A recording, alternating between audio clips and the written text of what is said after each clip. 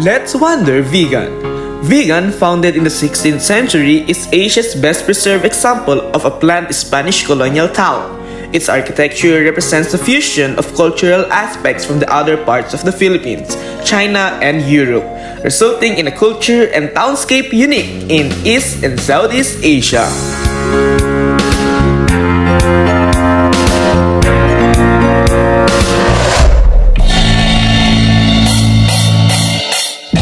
Video recordings as primary source. Video documentation has become a powerful primary instrument in news reporting, whether done by professional photojournalists on the job or by ordinary individuals with fast access to video cameras, thanks to our now practically abundant mobile phones. Magtipunay sa atong aguma, abi mong kita. Many people will tell you that it is worth experiencing Calle Crisologo more at night than during the day. The already picturesque cobblestone streets will be brightened up by aesthetic lamps throughout the area, a wonderful sight to behold indeed. Similarly, Calle Crisologo during the day will also give you a very nostalgic vibes, bringing you back to the early Spanish days. The buildings on Crisologo particularly display a blend of indigenous Filipino and colonial European construction. During the night, you may find the place mysterious yet aesthetically pleasing. The faded white walls of the stone houses and cobbled streets reflect the bright and warm lights of the lamps. Meanwhile, during the day, many food branches, local shops, and street foods are all open.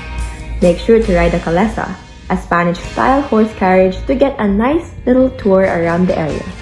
You can already tell the history by simply looking everywhere. Ang kasaysayan ng Calle Crisologo ay isa sa magpapamulat kung ano nga ba ang katotohanan mula sa mga pangyayari noong panahon ng Kastila.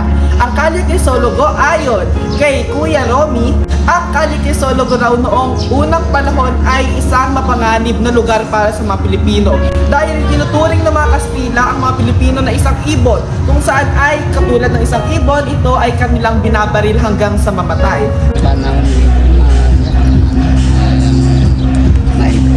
Mahigpit. Hindi ka basta-basta na pumupunta dito kung hindi ka kilala. Opo. Ngayon po, kahit ano na. Okay na ano yun. Ayan. Dahil panawin ng Crisologo dito, 1976. Hindi ka pwedeng umalakad dito kung hindi ka kilala. Opo. So ano? Ang ibon ng tao dito, binabakay pag Ulit ako. hindi. Gagawin sisi, papatayin ka pag Patay agad. Kilalanin naman natin si Nanay Lucy.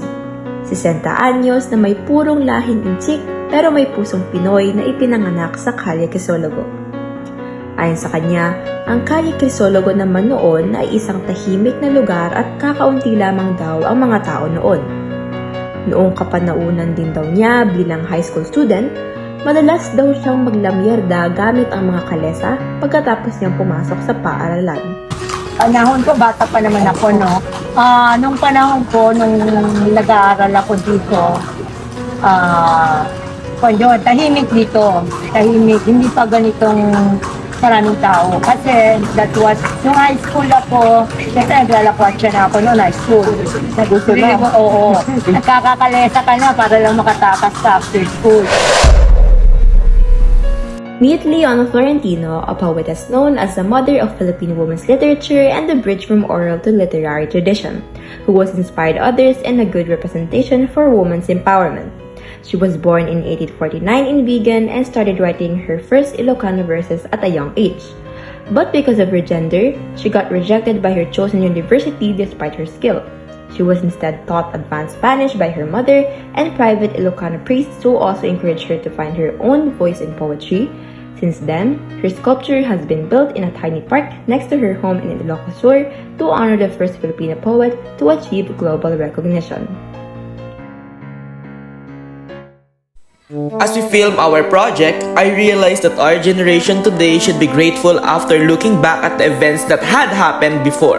Being grateful that we did not experience the terrible things that happened to our earlier fellow Filipinos like injustice crimes. Therefore, our generation today are owed to correct historical fallacies because we could still learn from those mistakes and may use them to educate future generations.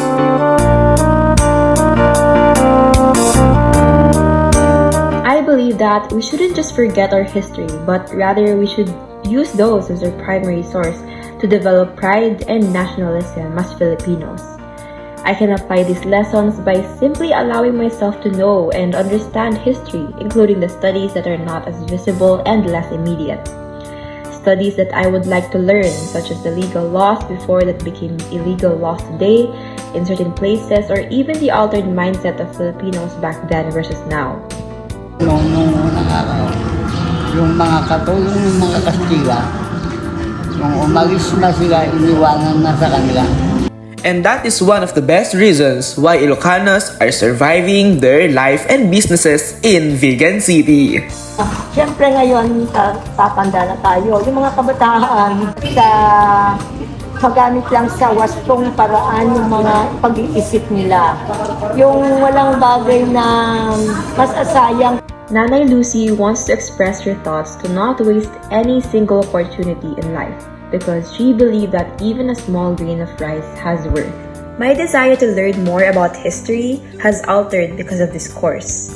I realized that the word history isn't necessarily mean memorization of events that happened in pre-colonial times, but also understanding the stories of local personalities who did acts of heroism or led as a good example during the different eras in Philippine history. History is meant to be enjoyed simply by exploring the local history of our province. I have always been incredibly proud to call myself a Filipino, but this course and my stay in Ilocos have made me even more aware of how much I still need to learn. It inspired me to start saving money so I could explore more of the Philippines. I study tourism because I want to preserve the cultural things we currently have and one day teach the future generations and people of other races about the history I am so familiar with. I would be happy to share my experiences with my family and friends now that I have had the opportunity to personally experience what life is like in Ilocos, including their culture, dialects, and destinations.